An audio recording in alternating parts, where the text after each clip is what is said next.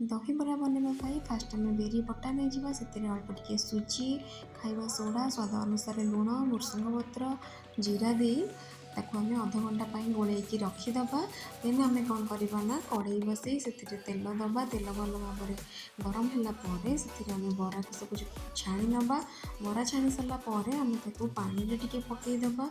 पानी पकड़ा द्वारा कौन हुए ना एक्सट्रा ऑयल गुड़ाक सब बाहरी जाए।